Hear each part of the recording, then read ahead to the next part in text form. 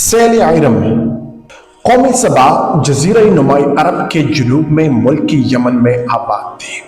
عرب میں مستقل دریا نافید ہیں اور اکثر بارش کے پانی پر گزر بسر ہوتی ہے اور کہیں کہیں پہاڑی چشمے بھی ہیں۔ بارش کا پانی ہو یا پہاڑی چشموں کا، تمام پانی بہہ کر ریگستان مطلب رب الخالی میں جذب ہو کر ضائع ہو جاتی ہے۔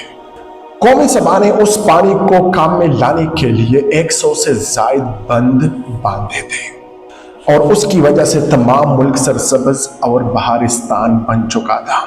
ان بندوں میں سب سے عظیم الشان اور بڑا بند سد معارب تھا، جو دارالحکومت سد معارب کے قریب بنایا گیا تھا۔ سد معارب مسعودی کے بقول معارب کے پاس ایک آبی بند سبا بن یسجب بن یعرب نے بنانا شروع کر دیا تھا، مگر اس کی تکمیل سے پہلے وہ فوت ہو گیا اور پھر حمیر کے بادشاہوں نے اس کو مکمل کر دیا۔ مسعودی یہ بھی کہتے ہیں کہ اس کی تکمیل لقمان بن عاد نے کی۔ معارب کا عظیم بند اس وادی پر واقع ہے جس کے شمالی دہانے پر معارب کا شہر بنا ہوا ہے۔ معارب کے قریب بلق نام کا ایک پہاڑ ہے۔ اس پہاڑ کو کاٹنے والی تنگ گزرگاہ کا نام وادی دنا ہے، جو اس کو 2 حصوں میں تقسیم کرتی ہے۔ اس وادی کے دہانے پر ملوکی سبا کے زمانے میں اہل سبا نے مٹی کی ایک دیوار کھڑی کی تھی، جس کو انہوں نے سیلاب کی جانب سے بڑی بڑی چٹانوں سے ڈھانک دیا تھا۔ اس مٹی کی دیوار یا بن کی لمبائی 1800 فٹ تھی۔ اس کی بلندی اس کے آخری دور میں 42 فٹ تک پہنچ چکی تھی۔ انہوں نے بن کے دونوں جانب پانی کا اخراج چھوڑ دیا تھا۔ اس کو دایا صدف اور بایا صدف کہا جاتا ہے۔ اس طرح وہ اس قابل ہو گئے کہ پانی کو روک سکیں۔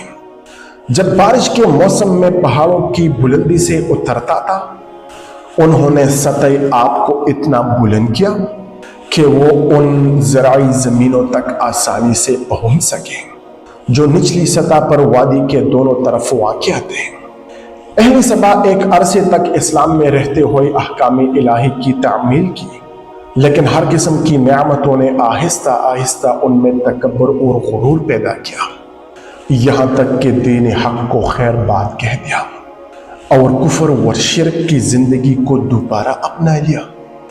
اللہ تعالیٰ نے ان کی گرفت فوراً نہیں کی، بلکہ ان کو سمجھانے کے لیے انبیاء کرام بھیجے، جنہوں نے ان کو توحید کی طرف بلایا اور شرک و کفر سے ڈرایا، لیکن وہ اپنی خوش عیشی اور مستی میں اتنے مگن ہوئے تھے، چنانچہ اس پر اللہ تعالیٰ کا عذاب آیا جو کہ 2 طرح کا تھا۔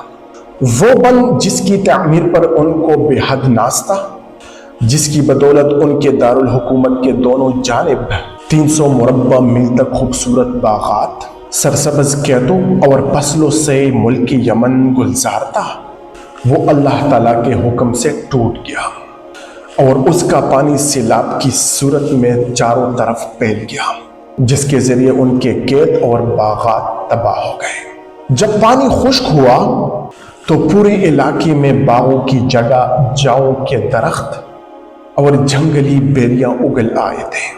اللہ کے اس عذاب کو کوئی روک نہ سکا، اس کی قوت کام آئی نہ اس کی علم۔ سد معارب کا بند ٹوٹ جانے پر جب شہری معارب اور ان کی دونوں جانب کے علاقے سرسبز کھیتوں، خوشبودار درختوں، عمدہ میووں اور پھلوں کے باغات سے محروم ہو گئے، ان بستیوں کے اکثر باشندے منتشر ہو کر عراق، شام اور حجاز چلے گئے اور کچھ یمن کے دوسرے علاقوں میں جا بسے۔ نیز یمن سے شام تک تمام سرسبز و شاداب علاقے اجڑ گئے جو انہیں سفری سہولتیں مہیا کرتے تھے، اور ان کی حکومت کا شیرازہ اسی طرح بکھر گیا اور وہ حقیقتاً ایک کہانی بن کر رہ گئے۔ معلوم ہوتا ہے کہ یمن کے ان پہاڑوں پر کئی دن موسلادھ دار بارش ہوتی رہی، جس سے پانی ان وادیوں میں جمع ہوتا رہا۔ پھر اس پانی کا دباؤ اور بلندی دونوں ہی بڑھ گئے और पानी बंध के ऊपर से बहने लगा, लेकिन बारिश रुकने के नाम ही ना लेती थी। यहां तक कि मुसलसल दबाव की वजह से बंध टूट गया। फिर क्या हुआ, पानी पहले ही खेतों बागात में पहुंच चुकी थी और उसका रास्ता बाकी ना रह गया था और उस पर बंध टूटना कयामत हो गया। यूं कहिए कि छोटा तूफानी नूह था। तो आज था ये हमारा वीडियो सेल इरम के हवाले से मैंने आपको इन्फॉर्मेशन दी। उम्मीद करता हूँ कि ये वीडियो अपने पसंद की होगी। अगर वीडियो पसंद आई हो तो अपने दोस्तों को शेयर करें ताकि वो भी इस तरह के इन्फॉर्मेशन से मुस्तफ़ीद हो सके, और हमारे चैनल को भी सब्सक्राइब करें। तो वीडियो देखने का बहुत ज़्यादा शुक्रिया।